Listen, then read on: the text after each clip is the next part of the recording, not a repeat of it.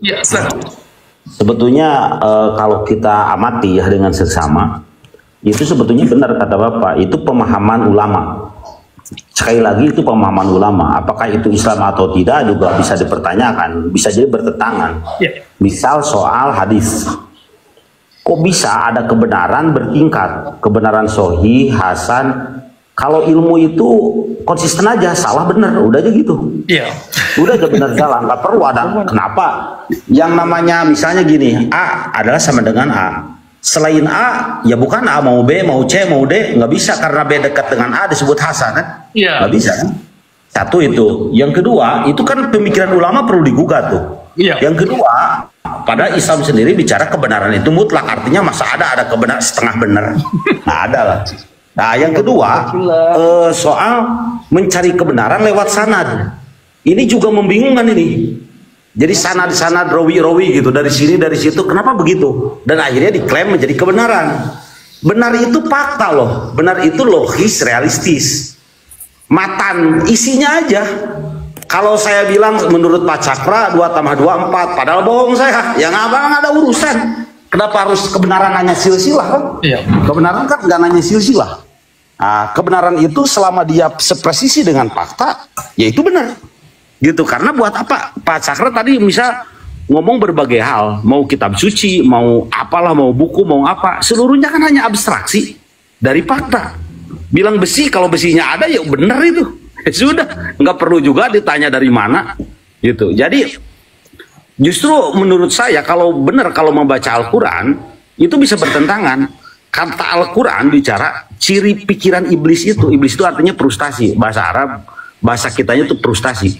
Pikiran frustasi itu dalam rangka menegakkan kebenaran, memaksakan pikirannya, itu justru bicara dari mana? Misal gini, kalimatnya gini, ini bukan sejarah, ini rumus. Aku tidak mau menyembah Adam karena aku dari api. Artinya banyak orang yang memaksakan pikirannya karena dia gagal menyampaikan secara objektif, secara logis realistis, maka dia akan menggunakan dalil. Dalil itu dari mana gitu? Ini dari sini. Itu terbius tuh dasar kritis orang. Beda dengan Muhammad bin Abdullah dalam Al-Quran bicara. Doroblahu masalah bau datang pangpaukoha, atau beda kata Nabi bicara, atau kalimatnya lu kira-kira beginilah kata Nabi. Nih Quran, lu mau nerima mau enggak gua terserah lu. Kalau ini uji aja, lu benar atau salah. Dia tidak bicara, oh ini dari enggak ada kalimat-kalimat, artinya enggak ada istilah memframing sesuatu gitu, memframing sesuatu agar orang benar. Kan umumnya begini penggunaan dalil itu Pak Cakra. Kalau orang gagal menyampaikan secara logis realistis, maka orang itu akan menggunakan dalil. Nah ini dalilnya. Nah, itu kan akhirnya dalil itu, padahal dalil itu artinya argumentasi. Saya nanya ke Pak Cakra, kenapa Pak Cakra ingin keluar dari pemahaman fikih yang ada? Kan nggak perlu Pak Cakra, ini ayatnya nggak perlu. Nggak, saya nanya argumentasinya kan. Dalil itu adalah argumentasinya, dasar-dasarnya apa. Makanya kebenaran itu harusnya logis, realistis, itu kebenaran. Misal, saya bicara, Tuhan ini menciptakan semesta ini sempurna, sudah sempurna. Apa yang kurang? Nggak ada yang kurang, ada yang lebih. Ini sempurna. Karena begitu rasional itu argumentasi bahwa Tuhan tidak perlu intervensi. Karena ini akan berjalan secara sistematis otomatis.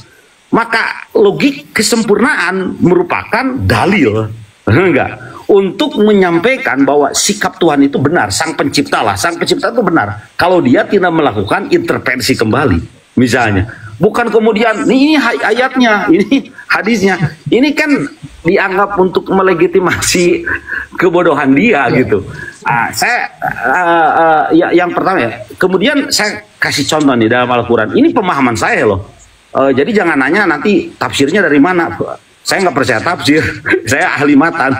Saya mau ini. Misal kata Nabi bicara. Nabi itu ada basrum mislukum ila wayuwa. Artinya beginilah. Nabi itu pakai jenggot, Nabi itu pakai jubah, Nabi itu ngomong bahasa Arab, persis orang-orang Arab yang ada di situ.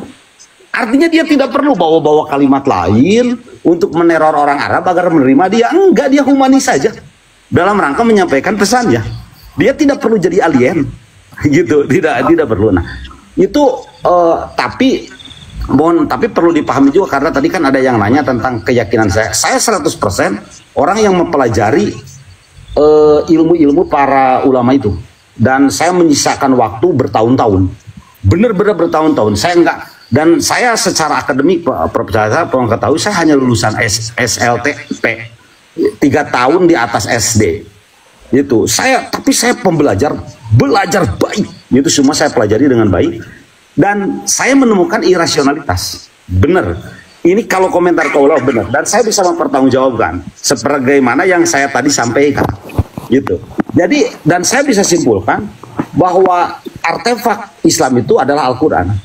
Mungkin ada sosiofaknya, kondisi sosial yang terus menurun sampai sekarang, dan memang seperti sholat gitu.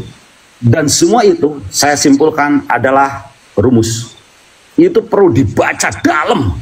Nggak bisa orang bicara menyebutkan rumus Einstein berkali-kali juga, tidak akan meledak itu. Tidak akan meledak. Kalau kita sebutin dikirim sebanyak-banyaknya, gitu, tidak akan jadi bom nuklir yang meledak. Tetap itu ada action yang perlu persenyawaan, bukan perlu sanad, bukan.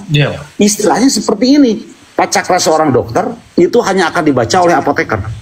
Bukan soal bahwa si resep ini dibawanya benar, bukan. Yang bawanya Gojek, bukan. Itu hanya orang-orang tertentu yang akan memahami ini. Nah, cuman sekali lagi saya perlu ungkapkan, sebagaimana diskusi saya sebelumnya, Islam ini agama yang paling banyak disalahpahami dan banyak difitnah. Itu akhirnya. Itu Islam ini. Siapa yang bertanggung jawab di situ? Udah, kita bicara fakta ya. Ya, yang mengaku diri sebagai ulama. Ya itu, kita bicara fakta aja. Kita jangan ngomong rawi hadis, enggak, ini faktanya. Faktanya yang mereka yang mau diri jadi ulama. Mereka yang memberikan dominasi 80% atau 90% untuk menafsirkan agama ini. Kira-kira begitu, Prof. Cakra. Terima kasih. Terima kasih banyak. Menarik. Satu poin yang cukup signifikan yang Anda angkat tadi, Pak Asep. Jadi ingin saya jabarkan sedikit, atau ingin saya tambah persoalan otoritas. Dalam Islam itu sangat bergantung kepada otoritas untuk menunjukkan kebenaran. Itu satu konsep yang cukup bermasalah. Sehingga adanya harus ada dalilnya bagaimana, padahal dalil yang dimaksud juga bermasalah. Jadi tidak cukup kebenaran itu dengan dalil, sedangkan dalil yang maksud seperti kita bahaskan belakangan ini, persoalan asbab nuzul. Ternyata asbab nuzul itu juga adalah hanya narasi yang dirumuskan oleh segolongan orang atau sekelompok orang untuk menjustifikasikan definisi tertentu terhadap ayat. Jadi mereka tidak berfokuskan kepada kebenaran itu sendiri. Kalau mereka misalkan Islam ini menjunjung tinggi kebenaran yang bisa berdiri sendiri, itu tidak perlu asbab nuzul, tidak perlu Sahih Al-Bukhari. Kenapa adanya Sahih Al-Bukhari dan lain-lain? Ya, karena memang perlu otoritas, perlu ulama, perlu ada mazhab, perlu ada siapa-siapa lagi, kemudian ujungnya kepada Nabi Muhammad, dan itu pun bukan karangan dia. Nah, itu jadi masalah. Seberapapun jumlah orang yang disusun sebagai otoritas yang untuk menjustifikasi, untuk melegitimasi sebuah pernyataan dalam agama, kalau memang tidak ada kebenaran dalam pernyataan itu, sejumlah umat pun, sejumlah mazhab pun, dikumpul segolongan mereka, tidak membuat pernyataan itu benar. Ini yang susah dimengerti oleh orang Islam. Jadi konsep atau kebiasaan menggunakan asbabun nuzul atau sanad, sanad itu kan kalau kita perhatikan kan tidak lebih daripada metode penipuan demi agama. Itu kan sanad kan itu pada esensinya ke situ, bukan pada kebenaran. Jadi dianggap oleh umat kalau ada misalkan 5 orang yang mengungkapkan atau yang mensupport sebuah pernyataan, dianggap itu sudah benar. Padahal kalau memang ada kebenaran tidak perlu ada sejumlah orang, tidak perlu harus dirawikan sampai 5 atau 7 orang terhadap satu pernyataan. Kalau memang pernyataan itu benar, tidak benar. Siapapun yang terangkan. Ingin saya kaitkan sedikit persoalan kebenaran. Banyak orang Islam tidak mengerti kebenaran itu kalau memang benar, itu bisa berdiri sendiri. Misalkan begini, satu pernyataan yang dibuat oleh orang yang gali parit atau gali orang gali bangunan lah, orang kerja buruh kasar. Kalau kebenaran ada pada manusia itu, walaupun dia tidak pernah baca Al-Quran, tidak tahu bagaimana cara baca bahasa Arab, tidak pernah mengucapkan 2 kalimat syahadat, kalau memang ada pernyataan kebenaran pada pernyataan yang dia buat, itu tetap benar. Terlepas dia siapa dia orangnya, ya kan? Terlepas apa agamanya, terlepas dia apa pernah ke masjid apa tidak. Ini satu konsep yang tidak dimengerti dalam Islam. Berarti kalau Islam ini tidak bisa menerima kebenaran yang natural dalam alam, berarti Islam ini bukan kepada rahmatan lil alamin seperti yang diklaim. Berarti ada masalah dalam konsep doktrin itu sendiri yang bisa menafikan atau menafikan klaim-klaim yang benar. Misalkan menolak ada kebenaran dalam kitab Bible atau dalam kitab lain, dan kebenaran yang ada dalam manusia secara natural, ya kan? Nah, itu satu persoalan yang akan kita angkat ke depan, persoalan pemikiran yang ada pada ulama itu kelayakannya sejauh mana. Nampaknya ada masalah, banyak masalah, ya kan? Banyak masalah dan persoalan kelayakan ilmu ulama yang perlu kita gugat, yang perlu kita gugat sehabis-habisnya, sehingga kalau yang tidak benar itu perlu kita gugat, perlu kita kemukakan ke depan sehingga kita tidak terjemus dalam narasi yang salah dan keliru. Saya kira demikian. Ini Pak Nabirung, nampaknya waktu komal kita sudah tiba pada penutupan. Mungkin bisa saya buat pernyataan penutup. Bagaimana? Ya, oke Pak, boleh Pak. Mungkin saya bisa, Pak Nabirung. Ya, saya bisa setengah menit, benar ini. Janji setengah menit. Oke, sebentar Pak. Sebentar Pak Cakra, ada Pak Lawan di sini juga. Pak Asep, sebelum Bapak juga memberikan satu narasi penutup, saya coba mempersilahkan Pak Lawan di sini dari tadi belum bicara. Silakan Pak Lawan. Saya kasih kesempatan dulu. Terima kasih Pak. Ya. Saya dari tadi kan di bawah nyimak gitu. Saya ingin ada beberapa hal sih yang ingin saya tanyakan. Yang pertama, menurut Pak Cakra ini apakah semua kitab hadis ini harus kita buang atau kita kesampingkan gitu? Jangan diambil sebagai hukum gitu. Tolong tanggapi itu dulu Pak. Baik, bagus, pertanyaan yang bagus sekali. Dibuang mungkin tidak bisa, karena yang namanya percetakan itu terus ada, apalagi ada internet, itu sungguh tidak bisa dibuang. Tetapi bisa kita tolak ajaran itu, ya kan? Bisa ditolak dan bisa kita gugat kenapa ditolak.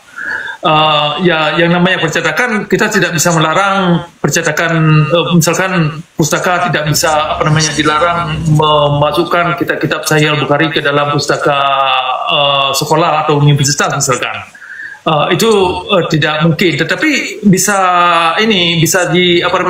kita bisa menolak dalam artian bisa menggugat klaim ulama itu, kesalahan mereka di mana, terutama kalau mereka menggunakan yang dikandung Sahih Al-Bukhari itu sebagai public policy atau peraturan umum. Ya kan, kalau mereka misalkan begini, kalau ajaran Sahih Al-Bukhari itu dianut oleh untuk pribadinya masing-masing, tidak mengganggu orang lain, tidak mengganggu umat lain, apapun makna yang dirumuskan dari bacaan itu ya terserah mereka, karena itu hak mereka untuk mengamalkan apa yang mereka yakini, ya kan? Oke Pak, saya dapat poinnya itu. Ya. Maksud saya dibuang ini majas ya, dalam artian kita jangan pakai lah gitu. Ya, baiknya jangan dipakai, benar. Jangan dipakai. Apalagi bertanya Pak. Iya. Pak, saya ingin bertanya juga, apakah saat ini Anda juga melaksanakan sholat itu Pak? Saya melaksanakan sholat dalam definisi saya bukan sembahyang. Saya pernah melakukan sembahyang beberapa sekitar 35 tahun lebih mungkin. Nah, saya pernah melakukan sembahyang sebagai sholat. Nah, tetapi ternyata sholat yang saya pelajari bukan itu, bukan sembahyang. Jadi saya tinggalkan sembahyang itu sebagai sholat. Ya. Jadi kalau bisa kita simpulkan, Bapak ini termasuk salah satu Quranis ya. Bisa dikatakan, tapi yang saya ini orang pencari kebenaran. Ya kan, saya pencari soalnya kebenaran. begini Pak, Ya. saya juga beberapa tahun belakangan ya udah sering juga gitu ketemu diskusi dengan orang-orang Quranis seperti Bapak ini gitu. Nah, ada satu ayat di dalam Al-Qur'an disebutkan wa ma atakumur rasul fakhuduhu wa ma nahakum anhu fangtahu. Itu kan ayat Al-Quran secara tegas menyatakan supaya kita ini mengambil sesuatu yang diberikan oleh Nabi Muhammad, baik itu hadis fi'liyah maupun hadis qauliyah. Nah, saya minta pada Anda tunjukkan satu aja, bacakan satu aja ayat Al-Quran yang melarang kita untuk mengikuti Nabi Muhammad. Silakan Pak. Dalam Al-Quran ada sejumlah ayat yang melarang Nabi Muhammad memaksakan begini, yang melarang Nabi atau Rasul. Ini terjemahan Ahlussunnah ya, standar. Begini Pak, maaf Pak, yang saya minta itu larangan terhadap kita selaku umat Muslim untuk mengikuti Nabi Muhammad, bukan larangan untuk Nabi Muhammadnya, tapi larangan untuk umat Muslimnya. Silahkan bacakan ayatnya dalam teks. Baik. Secara garis besar ya, saya tidak akan menyebutkan satu ayat yang maksud, tetapi saya jawab secara garis besar. Saya minta Anda bawakan ayatnya Pak. Anda kan seorang Quranis, seharusnya Anda berbasis kepada Al-Quran. Silahkan bacakan ayatnya. Sebentar, saya jawab. Jadi cara saya menjawab coba diperhatikan. Jadi cara saya minta ayatnya Pak. Jawaban Anda itu harus berbasis pada Al-Quran. Begini. Coba katanya Anda beriman pada Al-Quran, makanya bawakan dalilnya dari Al-Quran. Nah, ini Pak Lawan yang Anda tanyakan, kalau Al-Quran ini adalah kepada kebenaran, satu yang faktual, kabar yang benar, maka tidak bisa dijadikan kabar itu kalau mengandung sesuatu yang tidak benar dari siapapun namanya, baik itu dari Nabi Muhammad atau dari kaum ulama atau daripada para mazhab. Nah, dalam Al-Quran ada beberapa ayat yang mengatakan, yang mengklaim bahwasanya pernyataan itu adalah perlu dimengerti secara faktual. Faktual artinya sebagai pemberitahuan, sebagai pencerahan. Kalau yang dikandung oleh Nabi Muhammad tidak mengandung ilmu-ilmu yang faktual, maka perlu kita tolak. Walaupun yang dimengerti umat, walaupun ada terjemahan ayat yang dimengerti umat untuk dipakai pernyataan yang tidak faktual sebagai justifikasi. Maaf Pak. Jadi saya tidak menyebutkan lagi ya Pak. Begini Pak, Anda kan mengambil sikap untuk tidak mengikuti Nabi Muhammad. Nah, saya minta Anda bacakan satu aja ayat Al-Quran yang melarang umat Muslim untuk mengikuti Nabi Muhammad. Silahkan Pak. Itu yang saya minta, simpel, satu ayat aja Pak. Coba Anda lihat ayat 50 ayat 99 dari surah 5. Kemudian ayat 80. Arabiknya Pak, silahkan Pak. Begini, kita ini mau tutup. Begini Pak Lawan, coba ditutup mic dulu. Ya kan, yang Anda tanyakan adalah kalau Anda ingin menjustifikasikan tidak ada larangan bagi manusia untuk mengikuti Nabi Muhammad. Nah, itu bisa bisa digunakan sejumlah ayat yang mengajak umat kepada untuk menggunakan Nabi Muhammad. Jadi Al-Quran itu bisa diterjemahkan dua cara. Yang pertama bisa menggunakan ayat untuk mengikuti Nabi Muhammad yang ada dalam kitab fikih, dalam kitab Sahih Bukhari dan lain-lain. Di satu sisi lain, Anda bisa memaknakan Al-Quran ini yang memberi informasi jangan ikut ajaran-ajaran yang gelap, ajaran-ajaran yang tidak kamu mengerti, yang tidak bisa kamu pahamkan. Walaupun ajaran itu adalah datang dari agama orang tua kamu sendiri. Anda kan mengklaim ayatnya banyak, ayat yang saya minta Anda klaim banyak. Silahkan bacakan satu aja ayatnya dalam teks Arabik. Silakan Pak. Kalau ayat yang maksud Anda bisa bahasa begini, Pak. Begini, saya tidak akan menunjukkan satu-satu karena ini waktunya sudah sempit. Saya tidak minta satu persatu, bacakan satu aja. Satu ayat saja Pak, Anda bacakan silahkan, saya tunggu ini. Baik, oke, silakan baca ayat 63 dari surah Al-A'raf atau surah Al-Isra. Saya minta Anda bacakan Pak. Coba dong bacakan kalau memang ada kalau memang ada larangan umat muslim mengikuti Nabi Muhammad, silahkan Anda bacakan satu ayat saja Pak. Begini. Kalau begini, coba Anda tunjukkan poin argumen yang Anda angkat itu kemana? Saya tadi sudah bacakan ayat dalam Al-Quran untuk yang menjadi dalil atau isyarat supaya kita ini mengikuti Nabi Muhammad. Wa ma atakumur rasul fa'khudhuhu wa ma nahakum anhu fantahu. Nah, sekarang saya minta ayat. Begini. Nah, begini. Baik. Begini. Ayat yang Anda maksud itu Rasul, itu kalau yang Anda maksud adalah Rasul, itu adalah Nabi Muhammad yang ada dalam Sahih Al-Bukhari atau Sahih Muslim, itu bermasalah. Kalau Anda maknakan Rasul atau Nabi yang Anda maksud adalah yang tertera dalam sebentar. Karena begini Pak, domirkum di sana itu merujuk kepada orang-orang yang ada di zaman. Ini Pak Lawan ini coba didengar dulu. Dalam Al-Quran itu ada wa'ati'ullah wa'ati'ur rasul. Kalau Anda menggunakan ayat itu, yang Anda maksud adalah Rasul, adalah Nabi Muhammad, disinilah kecolongan orang Islam kalau mereka mengikuti kitab Sahih Al-Bukhari dan Sahih Muslim dan kitab fikih. Nah, itu kan wa'ati'ur rasul, wa'ati'ullah wa'ati'ur rasul bisa dimaknakan oleh umat Islam untuk taat kepada syariat Islam. Yang saya permasalahkan di sini, kalau definisi rasul atau definisi umat ternyata menjurus umat kepada ajaran-ajaran yang menjerat mereka sendiri kepada kezaliman dalam beragama. Pak Cakra, saya ini tidak meminta Anda untuk berasumsi liar. Saya cuma minta Anda bacakan satu saja ayat Al-Quran yang melarang umat muslim mengikuti Nabi Muhammad. Sudah saya turunkan Bapak Lawan tadi. Si Bapak nggak bisa jawab, jujur aja. Pak, saya mau closing statement, memberikan contoh real ya. Sebetulnya gini. Ini Bapak Cakra ini nggak bisa jawab. Enggak. Nanti saya jawab, saya yang jawab. Boleh saya ini jadi pendusta ini. Enggak, gini, maksudnya gini.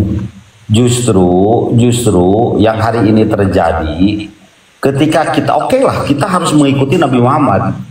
Cuman pertanyaannya, kabar-kabar mengenai Nabi Muhammad itu benar atau tidak? Itu yang harus kita gugat. Pertama itu. Contoh, saya kasih contoh. Orang seluruh umat Islam, mau Syiah mau Sunni, percaya ini omongan Ali.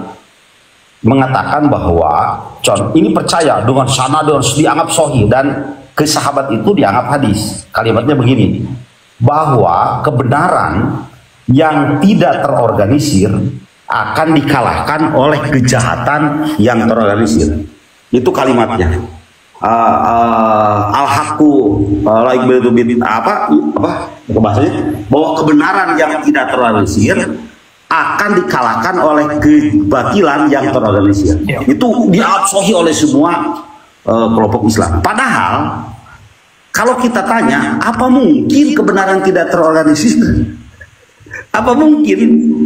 Kalau kita ngerti sistem itu unsur-unsur yang menyatu dan satu udahlah kita tahu semua.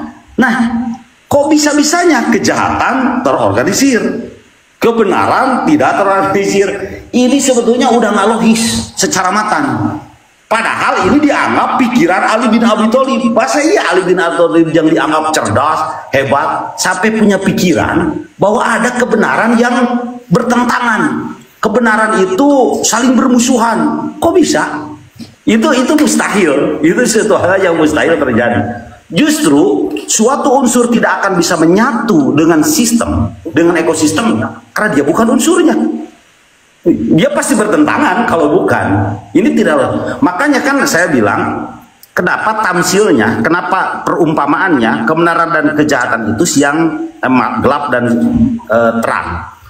Karena sebetulnya gelap dan terang itu tidak mungkin berpolemik. Ketika ada terang, setengah detik gelap itu akan menyingkir. Apalagi terang dengan terang, mustahil berpolemik. Bodoh itu tidak mungkin berpolemik dengan benar, tidak mungkin. Adapun yang hari ini di dunia bertentangan di mana-mana, itu si bodoh dan si bodoh. Nggak mungkin si pintar dan si bodoh bertentangan. Pak Cakra punya mobil Pak Cakra rusak. Tiba-tiba Prof Cakra datanglah kepada montir yang profesional. Itu tip mobil Pak Cakra langsung jalan. Karena si terang ada dalam diri si montir dan si gelap ada dalam mobil yang rusak.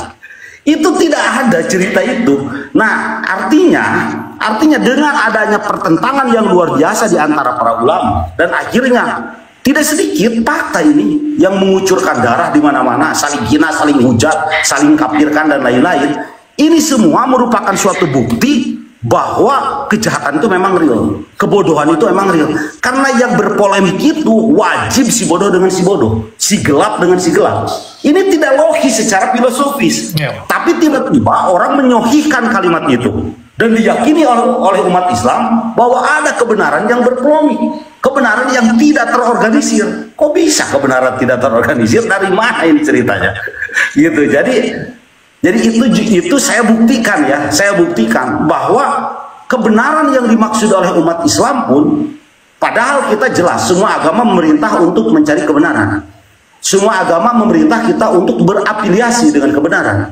Faktanya definisi kebenaran yang diyakini dan disebut sahih oleh umat Islam perlu dipertanyakan. Benar nggak ini? Kebenaran itu macam begini. Misal, semua orang harus mengikuti keimanannya. Tapi definisi keimanan para ulama, ini para ulama, iman itu sesuatu yang tidak perlu dicerna akal. Benar nggak ada keyakinan semacam itu? Itu kan perlu dipertanyakan oleh kita. Ya itu yang, jadi saya paham lah maksud Prof Cakra ini, saya paham. Ini memang penting ini digugat. Karena kalau tidak digugat, ini ada abdi palan di umat Islam. Di lain pihak sadar bahwa dirinya kalah, di lain pihak sadar bahwa dirinya tertinggal, di pihak lain dia tidak mau menerima gugatan. Ini bahaya, ini bahaya, gitu. Jadi kira-kira begitulah. Walaupun memang di sini memang kita pernya nggak ngomong dalil, memang pernya ngomong dalil dulu. Bahaya kalau ke situ jadi nanti subjektif lagi urusannya, gitu. Kira-kira, makasih ya, Bro. Mantap Pak Asep, terima kasih banyak atas pencerahannya. Ya, sebagai penutupan, saya ingin jawab sedikit singkat saja terhadap rekan kita yang menanyakan adakah ayat dalam Al-Quran yang melarang untuk ikut Nabi Muhammad. Sebenarnya jawaban itu bisa saya simpulkan begini. Kalau objektif Al-Quran ini untuk pencerahan kepada kebenaran yang faktual dalam alam, maka banyak sekali ayat-ayat dalam Al-Quran itu yang menunjukkan, merepresentasikan siapa saja, dalam hal ini Rasul atau Nabi, yang mengatasnamakan dirinya Rasul atau Nabi, ternyata yang dibawanya itu unsur-unsur yang menjerumuskan, misalkan diferensikan kepada kitab hadis dan kitab fikih. Nah, ada sejumlah ayat nanti kita bisa kupaskan lebih dalam yang dikatakan yang intinya bukan tugas Nabi untuk memaksakan orang mengikuti pemahamannya atau memaksakan orang untuk mengikuti Al-Quran itu sendiri.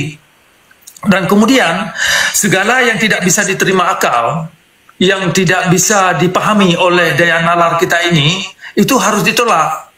Nah, artinya kita harus mengandalkan akal kita ini sebagai instrumen untuk bisa kita saring, ya kan, duduk perkara sebuah permasalahan. Jadi untuk membuktikan semua argumen itu atau hipotesis itu hanya alam sebagai wadah tempat kita mengenal substansi sebuah argumen.